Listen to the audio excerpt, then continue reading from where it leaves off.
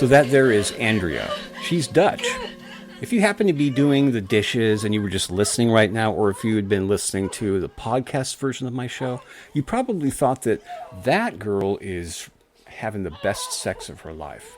Anyway, unfortunately, Andrea is having a headache in that clip. She's having what's called a cluster headache. And the reason why I bring this up is I too have cluster headache. What's crazy is I had never had a headache in my life, and then basically, and then in my late 30s, I had a couple headaches, and I was like, damn, is this what a headache is? Anyway, I kept thinking to myself, am I such a pussy? But I noticed the pain was coming from behind my right eye, right? And that was like kind of where it was coming from. I was thinking, why is the pain in the center of my head? So I Googled it, and within 15 minutes, I was like, oh, hey, I've got cluster headache. I did learn that you can use oxygen, but the problem is that oxygen is only used if you can do it really rapidly to abort the headache. And I would buy a tank, and it would be like $26 a tank, a 40-gallon tank of oxygen. I would go through half of it for one headache.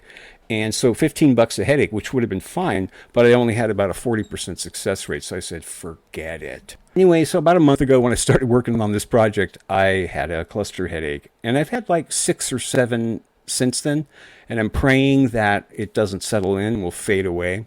Bad. Andrea in that clip is having like a 9 out of 10, and I've been dealing with 2s or 3s. I've had like 1, 3, or 4, but come on. My heart goes out to Andrea. And is this going to stop me? Well, as I said, I'm not a pussy, so no.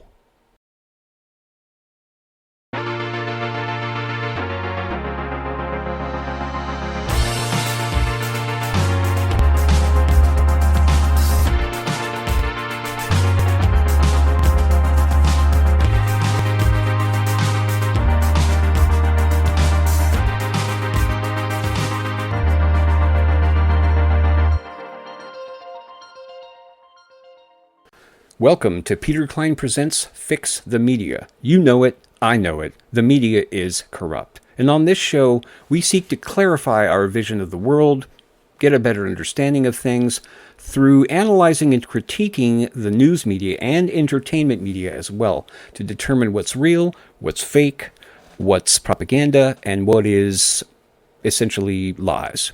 And along the way, we'll figure out how to fix the media in the more holistic sense, in keeping with the title. I am Peter Klein, and this is episode number 4. Topics covered in this episode include how I conduct research, in which I use one recent interest of mine as a chance to demonstrate how I travel down various rabbit holes and conduct research. So it might be helpful in that sense, and also the information is quite interesting, I think. Topic number 2, F.A.K.E. I almost said fake. F.A.K.E. Nightly News Teleplay. This is a project idea that I've had for a few years now, and I really think it has potential. So I put together a presentation to illustrate the concept, which I hope you will like and think you will. Topic number 3, Fighting Fake News with Direct Action. Here I'm going to walk you through how I develop a rough idea into a real-world plan of action. And I think it is a killer idea. And finally, topic 4, who rules the world? It's a very simple question. Who rules the world? Come on, tell me. Last week I presented conflicting arguments. One, that the world is overly complicated and controlled by hidden hands that we can barely identify, let alone defend against. And on the other side, the world is a much simpler place where the hidden hands are more like paper tigers. So I'll share with you some information that I think might help you to get a better picture of what we're dealing with. And I'll share with you which argument I think makes the most sense. We've got a lot to cover today, so let's get right to the pledge. I pledge allegiance to the flag of the vassal states of Clown World, and to the clever grift on which it presently teeters. One group of suckers playing God with smartphones and TikTok for almost everybody. Okay, everyone can be seated and lock it in for 30 seconds so we can take in a message from our new sponsor, Agenda 21, the new fragrance from Earth Conscient.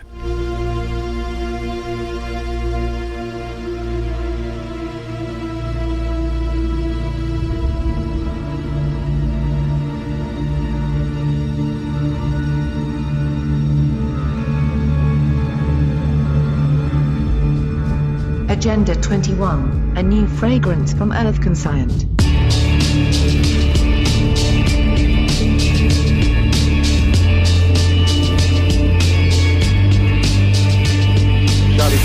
All right, topic number 1, how I conduct research. A couple weeks ago, I decided to find out more about mass surveillance. I was looking into something, so somehow I got on the mass surveillance kick. And I'm curious to see just how ubiquitous this surveillance is and how it maybe meshes with systems and what's integrated and what isn't, and just how total is this surveillance network grid that I assume they have, and I'm sure you do as well. So I remember seeing a PBS special about, years ago, maybe almost 10 years ago, and it gave me a preview of some pretty advanced aerial surveillance tech, and I wanted to find out just how far that may have advanced. So this deep dive led to some very interesting information, so I thought it would make for a good example of how I conduct research. So let's dig right in. I've got a fresh Brave browser. This is the next generation. I'm going to keep that volume down here, because I do not want to lose my channel. Okay, so here we go. We see this guy's got this pretty, this is back in like 2011. This is probably filmed in 2011, maybe early 2012. It's hard to make out what's really going on here. This, for the most part, could just be maybe a community college art classroom or something. But let's take a peek here. The good part, I'm just going to skip right to the fun stuff. Okay, so here's this overhead view. The concept is with Argus, and I remembered, again, watching this years back, and I thought, very interesting. So they have this drone, and underneath the drone they have an apparatus in which they've taken, I think he said 500 or 5,000 small megapixel cell phone cameras, right, or just the lenses, the camera apparatus itself, and attach them all in this array, and then they create this grid, and he said it was 44 square miles or kilometers in area, and this is clearly what you would imagine that they have. It's not a very good example. The resolution's low, but so there's an object here that's just a person walking to their car here, and they're actually color coded. So we have the sense that these things are identified, but we don't see any markings or anything. But there's one part I want you to see that's really interesting. Here we go. I think it's coming up here. It's fake. What they're doing is they're presenting something to you that's not authentic. But it's just a sales pitch, I think, that they're pushing through PBS Frontline for some reason, which, keep in mind, this is a sales pitch by this Argus company. Here you go. There we go. Okay, here's where it gets funny. I want you to note, first of all, first of all, down at the bottom of the screen, we have a cursor here. We have the hand, right? And we also note that at the very bottom, we also have this progress indicator here. So it's moving along, right? So this video has an ending. It's not it's not a live feed, essentially, right? And then if you look on the screen, he's got this pen, and what he's going to do is he's going to draw for you a square or rectangle around an object and perform some function. See that? Right. Look, I'm doing it too. Here, let me draw that last line in here. There we go. Okay. Oh, I got to click this. Okay. I clicked it. He clicked it too. We're all playing along. Innovation Toronto. Okay, so megapixel camera, try gigapixel. So we're getting into some advanced surveillance stuff, yada yada. Duke University, University of Arizona. Fantastic. Oh, one thing I noted, I found a picture of the student body, or it was of that particular department, and it was roughly 30 people. 24 of those 30 people were clearly Asian people. And I'm not talking about vague people from Papua New Guinea or the Philippines. I mean Chinese people, Taiwanese people. Very curious. It seemed like a very high percentage. All right, so down at the bottom there's some articles, or rather there's comments. It says there are two, but there's really only one. The only one that I found is by Team Zazu. Now, Team Zazu is spelled T-E-A-M-E with an E at the end, Zazu. Okay, so the first thing I want you to know, and this is something that'll help you, I think, if you don't already know this. When you see a comment like this where, for instance, the line breaks are uneven. Okay, this is likely, or almost certainly, because this is a copy and paste. So what he did is he had this pre-written. Okay, he had all of this written. He copied it from whatever document. He came over here to the forum and pasted it in as a comment. And then this is the effect of that. Now, Team Zazu, just keep that name in mind. They appear to be educated on the topic of domestic high-tech surveillance methods. Not hugely important, but there's this F.A.K.E organization. F.A.K.E is really focused on dealing with very large geospatial I don't really data. care about Our customers F.A.K.E today guy. It's, and I don't want to get a strike or anything. At this phase is all CGI.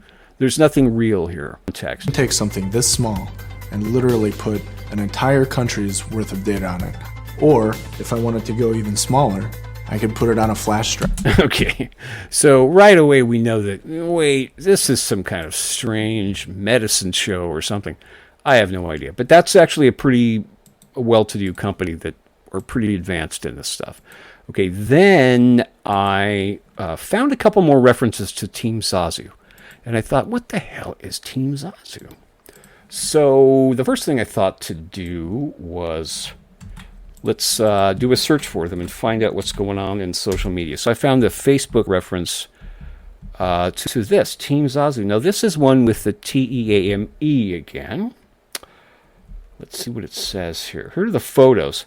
Boy, the photos look very suspiciously patriotic thing. Then I decided, let's see what else we can find in the way of social media. And I came to, as you can see, we have what appears to be an AR. Because what I found about Team Zazu, and note here it's spelled T-E-A-M without the E. Now, I'm going to do a quick search. You know, I hate to do it.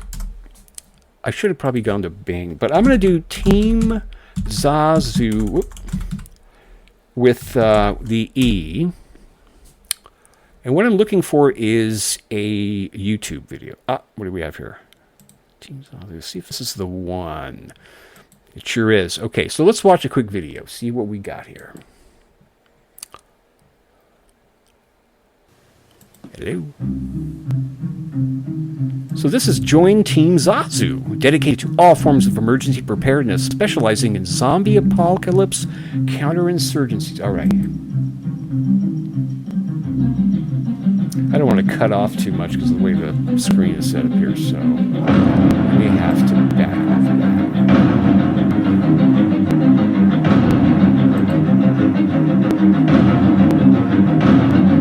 You get the idea. It looks like when we're looking at this stuff, they're actually filming the screen. But what we're seeing here appears to be very similar to what Argus has. Hey, there we are again with some AR action. So then they do the logo thing. And then I want you to pay attention to the very end.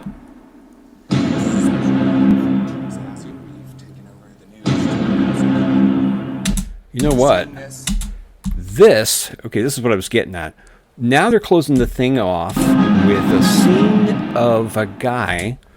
This looks like a local affiliate news desk.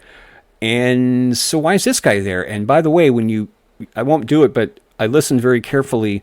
When this guy first speaks, you can't hear it very well, but he talks about Team Zazu. So who the hell is this guy? I'm going to take you to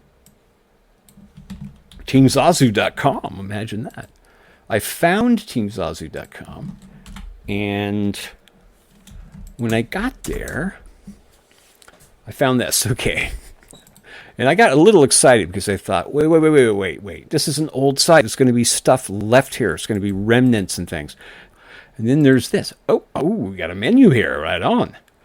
Now, I assure you, I've clicked every one of these links and they're page not found. And I did a search on the web, a complex search to see if these pages are referenced anywhere else. They're not, but the links looked very curious.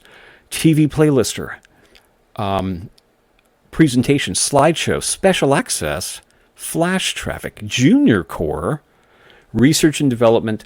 But the only page that was active was Tactical Operations Center. So I clicked it and I got this. And I went, not really sure what this is about, but I'm hoping there's a chance that this could lead to access to surveillance data or surveillance imagery, maybe even live surveillance data. Enter code name. So, I can do upstream piggy. I'm not going to change any of these other factors. I'm going to hit submit. Nothing happened here. Upload new image. I know this is going to be good. Here we go. So, all right. So we got George Soros. Fun guy. But again, so we have some ability to manipulate the page. Now, so I'm going to put San Diego, California. This will get a result in Google Maps. I'm just going to hit enter. And the image is gone. It's now been replaced with something else. And when I go up here, it says that there's nothing in the image drop-down field here. It still has the one I put. Look at these. We've got coordinates now. I'm going to drop it right here because this is going long. But you get to see, you get a sense of how you can find stuff. And you will dig into rabbit holes frequently and not know what to do. Like I've reached the end of this line. My conclusion is that this Team Zazu organization is an activist organization, but it's a limited hangout. Or it's controlled opposition. I'm not sure the specific term, but what I mean by that is back in 2012, there was a company that was either on their own or they were about to do business with the U.S. government, and it was in the area of domestic surveillance, and they were anticipating some blowback and some negative responses from the public. So what they did is they created their own activist group, kind of like a fake Antifa, like Antifa in a way, or BLM, right, which is just kind of like the Muslim Brotherhood Part 2. And hey, it said join Team Zazu. Why would you want to join this organization? To fight the man. I'm against being surveilled at all times. That's what I think is going on. So hopefully that was interesting, and that will, if you've got any ideas, let me know. I'm curious. And if you know about this Team Zazu, and if it's you, and now you have to whack me, come on, guys, don't this time. A few years ago, right around the first year of Trump's presidency, I was trying to think of a way to call attention to the corrupt media. And at that point, the media had gone full clown world.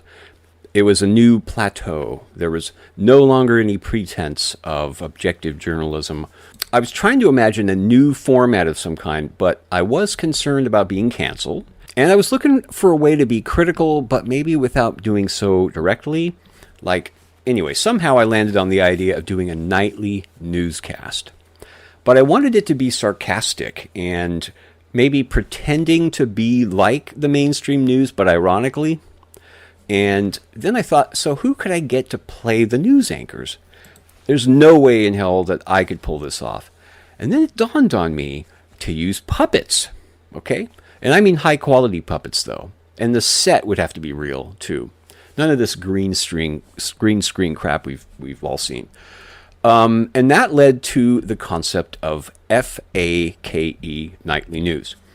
Now, here is the rough draft, pitch Bible I created to pitch the project. I even modeled the main anchors, right? And I got into scheduling. The shooting schedule would be critical because shooting daily would be impossible. So, but you'd want to stay current with the national news, as current as you could. So you could be talking on top. You didn't want to pre-record Thursday's show on Tuesday, and then on Wednesday night, there's a huge news story that dominates the news. President's been shot or something, right? So it would be very touchy in that area. But anyway, I wrote a pilot teleplay that I thought was funny, and it was a pretty good proof of concept.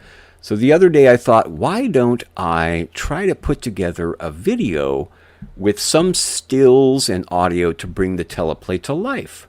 So I did, and I'm about to premiere it. Now, I know I'm not a comedy actor. I am a comedy writer, Okay? So to say this was an experiment is an understatement. But somehow somebody had to do it, and I was the only one that could, so here it is.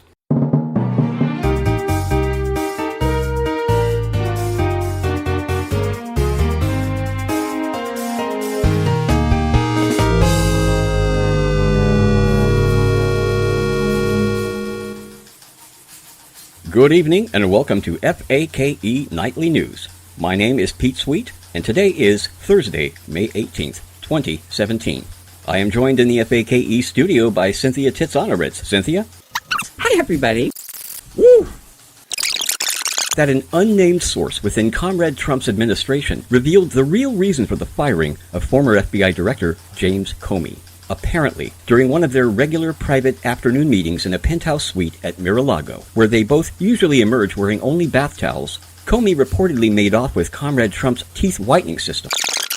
That it might be in response to an earlier event whereby Comrade Trump was thought to have stolen a very valuable Boba Fett action figure from I know, Cynthia. From Comey's collection. And get this, Cynthia. The action figure was still in its original packaging. And now we go to financial news with financial news correspondent Price Taggery, who appears to be engaged in a vigorous table tennis match. Price, are you able to put down the paddle and maybe put your shirt back on for us? Thank you, Cynthia. I am reporting tonight from a local DC hotspot, Comet Ping Pong Pizza. How are the pizza and hot dog markets looking, Price?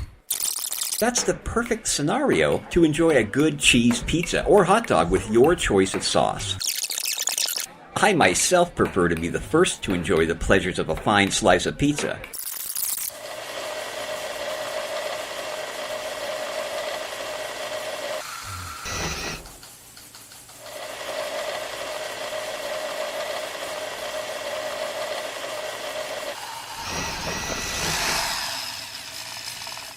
Cynthia, things are looking pretty good across the nation, except for a few areas that just might experience some severe and totally unplanned weather. Hey, I'm only a weather bot who happens to be Jewish. Even I, with all my advanced computing power, can't write a program to prevent anti-Semitism. Ha ha ha. Seriously though, take an umbrella. With more on this, we turn to our chief correspondent, Pete Sweet. Pete? On this day, in 1975, Olympic hopeful Bruce Jenner finds out his dream had become reality. Of hope for America in the lead-up to the 1976 Olympics. Decades later, his nemesis and alternate personality, Caitlyn, would flagrantly and very publicly destroy forever the symbol of American greatness he would soon become. Good night. Good night, America.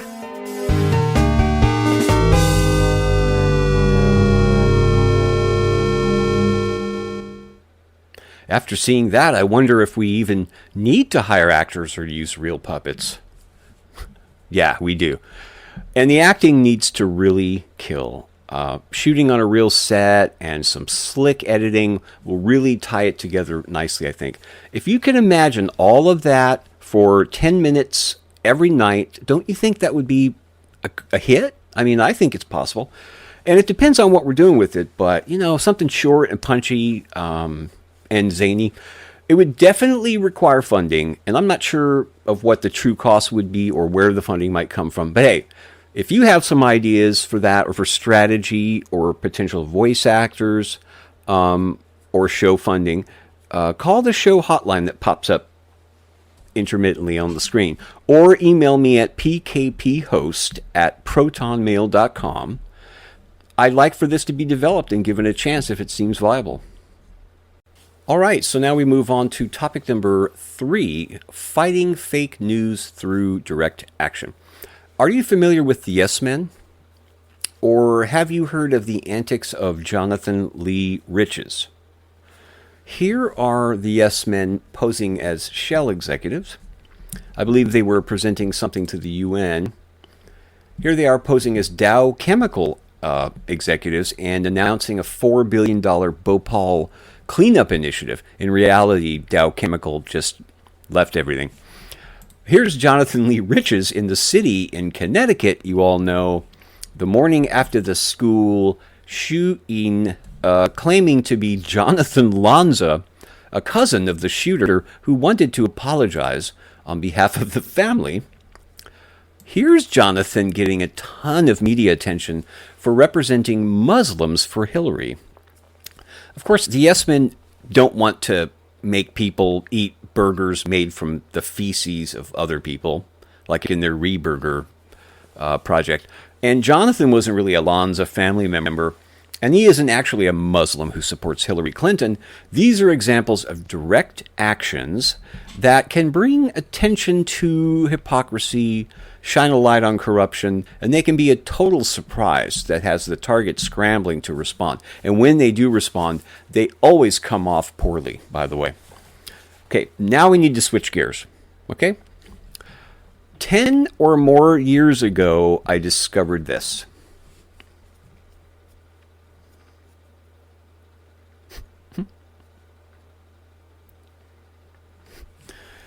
All right, so if you're not familiar with this, these are little characters that dance to the music, right? And the street vendors sell these little characters, okay? And it's quite curious because now let's take a look at another clip and you'll see here. Here's an example where they're not, I mean, they dance, but they're not doing as well. They're just not as experienced dancers, you know? So here you go. Yeah. But I got to say, you know, he's probably still doing a pretty brisk business there. Okay? So this, let me tell you what this is and why this ties back to what I was talking about earlier, this direct action thing. Okay, these guys, let me tell you how this story began. This story began years ago, maybe even a couple decades ago, but certainly it was, let's say, it began at some point in time after the invention of the boombox with cassette player, okay? The key is the cassette player. You can't make, the dolls won't dance if the music is coming from a boombox that doesn't have a tape player. And it can't work if it's coming through a boombox that only has an MP3 player or even a CD player. It's not going to work. It just simply won't. They won't dance. But what happened is somebody, I imagine, was really hungry. So hungry that they were like a brilliant person, maybe a Tesla level person. And despite their having that brilliance, they had to apply it towards finding ways to be able to support themselves, to feed themselves. So they cooked up this crazy idea. And let me show you how it works. I'm going to give you the first clue to the magic of these dancing puppets. And if you, this is if you don't know, and if you do know, this is still interesting because this is kind of a concept here. I put this together. This actually is an animation, but I just took a still from it. But let's say that you have a boombox, and if you open it up, you'll note that on the tape player, there's going to be a few of these cogs. And the way they work with these various, what do they call them? What do you call these things? Whatever. The belts. Okay, these belts drive these cogs. And if you notice here, it actually scales it up so that on this cog over here toward the right, and this is an exaggeration of the philosophy or the concept, but the philosophy. So the physics of it works like this. As the tape player turns, it turns this cog, and if you anchor a wire or a string to this part of this particular cog, as it turns around, it not only pushes and pulls that string, releasing and pulling on the tension of it, but it also raises it up and down, and it causes those little dancey deals to, you know, it causes all the fun and the frivolity. Okay. Now, what I was thinking is this. It dawned on me, actually. I went, you know, I really like to find a way to use this to target the media. And I went, okay, I get it. I got it. And here it is. And this is what I worked out. Now, actually, first, I wanted to, since this is an example of how I put things together, this, believe it or not, is the original notes for the thing. So, as you can see here at the top, it says, no kids. Fixing the world, or fixing the media out in the world through public outreach. And probably most importantly, we're all in this together. Okay, anyway. And this is a bad example of my note-taking ability. But as I might have mentioned before, as I've gotten older, my notes have become more disheveled, and they're actually older than I am. But anyway, so I, from that, turned it into this. I started here. I chose my characters, and I thought, okay, I don't want kids. I want to target the media. I want CBS to be the target because CBS in particular has been really pissing me off. They have this Nora O'Donnell person, and Nora O'Donnell is always on the morning news asking, Dr. Fauci, when are we going to be able to remove these armbands? And Dr. Well, Nora, I mean, it's not my fault. Oh, of course it's not your fault. It's not my fault, but I mean, you got to wear the armband because when the arm bandits come and steal your arm, if you have the armband on there, we'll be able to correlate the arm with you and we can return your arm to you. I mean, that's basically the level of ridiculousness that we're dealing with here. And Nora is pushing it like crazy. Plus, I want you to see something. I want to put this in one of the shows upcoming. But CBS actually went to the extent of to the level of staging a whole news scene. They actually hired. Well, they didn't hire. They recruited nurses and employees of a hospital, and also used their staff to go get in their car and pull into a line like they were clamoring to get the COVID test, and they filmed this whole thing like it was real, but it was not. And it was actually Project Veritas that revealed some of this by having an insider who wore a camera and went in and started asking nurses, what was the deal with that? Why did we shut down? Oh, yeah, they were just doing this thing. They were filming and making it look like we were having a big... And nobody was there that day. The very next day, nobody was there for the test. But, of course, during their, fantastic media fictitious event, it was hugely popular. The lines were out the door and around the block. So these people need to get punished for essentially propagandizing Americans, and Americans don't know. They pulled that video offline. I looked for it for almost 6 hours. That's how long it took me to find it. I searched that long. I wanted the original. I didn't want the Project Veritas YouTube version. I wanted the original as broadcast fake scene, and I did get it. So thank God. I don't know if I would have ever found it if I gave up any earlier than that. It may not be online anymore. So we have here on the right Nora, and I made a little puppet out of her, and this is just it's a flat cardboard thing here, and she's got the mask on, of course. And then we have over on the left, there's this great new show CBS has on the entertainment side. It's called SEAL Team. Oh yeah, SEAL Team. Someone I was talking to about it, they said, yeah, when I just hear the name of the show SEAL Team, I think, yeah, right. That's what they think. And yeah, but it was more than that for me. I thought, it reminds me of the Bin Laden thing.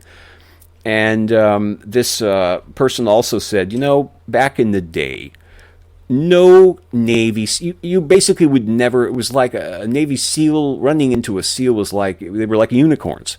And now he thought that there's probably no less than 60 SEALs out there claiming to have killed Bin Laden. So it's a disgrace.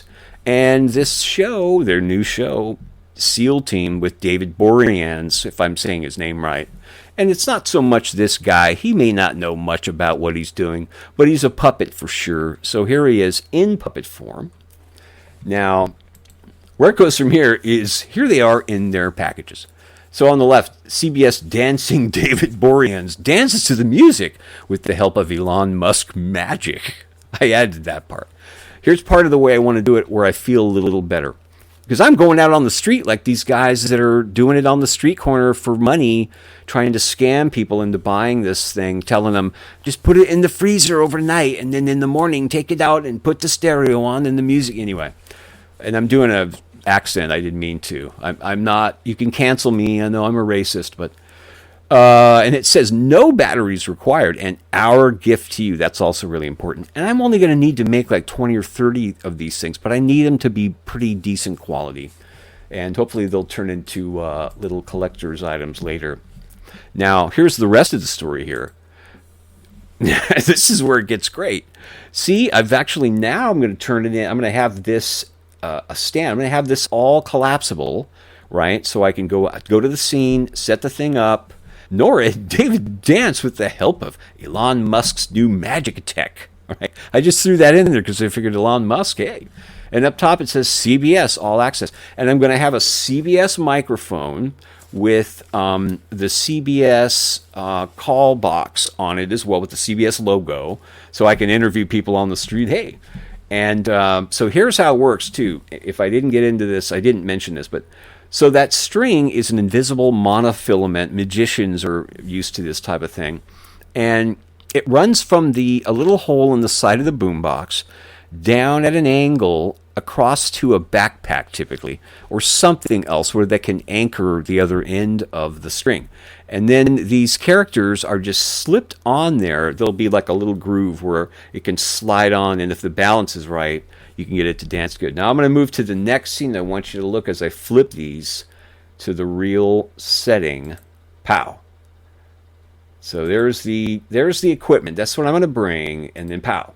That's what we're going to see, right? Okay. So I try to approximate what it would look like. So how is this really going to be key? How is this really going to work? All right. What I'm going to do is I'm going to call in advance. Once I'm all set up, I've got everything, I'm ready to go. I've got a contingency plan. I've got my scripts memorized. I've tested everything. I can get these little suckers to dance correctly. I know where, in terms of a location, to set up. What I'm going to do is I'm going to contact some of the local affiliates, news guys, journalists, and some of these journalists that are independent. But I want somebody who has an audience.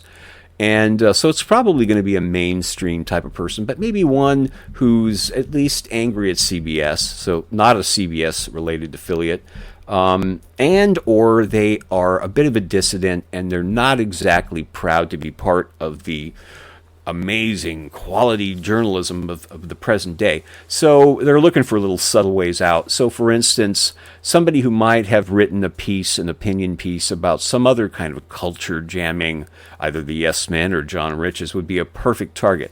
I'm going to contact some of these guys, and when I get one or two of them to agree to come on out and see me out there, and I feel as if they'd be very, responsive to the idea of writing this up as, if anything, just an example of culture jamming, which would automatically be well, I'm sure CBS is going to have a response, and I can guarantee you, as I said before, they're going to come off looking bad. So that is one example of how culture jamming. This is something I'm going to do. It's going to cost some money. It's going to definitely be a labor.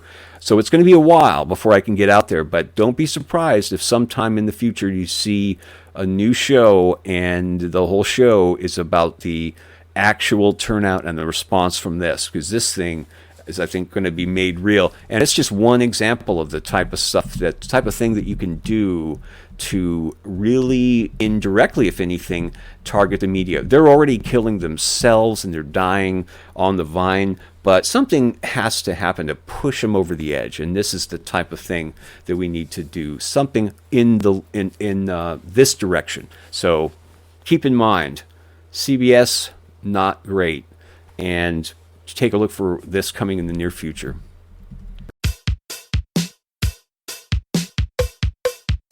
Over the years, I've received emails and comments from people saying things like, "Your videos have changed my life," or "I've become accustomed to your voice," and other corny sentiments. Those messages did get to me. What a freaking nut job! My plan is to focus on independent news production full-time, supplemented by my freelance work and, you guessed it, supporter contributions. So, if you've ever made a contribution to James Corbett, Tim Pool, or whomever, please consider doing the same for me. A one-time contribution by PayPal or a monthly contribution by Patreon. For $5 or $10, patrons will get access to a weekly live stream I'm working on, which I'm calling Apocalypse Workshop. Learn how to not only survive, but thrive in Clown World. So head over to either paypal.me/TNN or patreon.com/Peter Klein and give, if you're able. And if you don't support my work, how could you live with yourself? By the way, patrons will get immediate access to all my videos from both TNN and IMS. I think it's well over 150 programs and documentaries.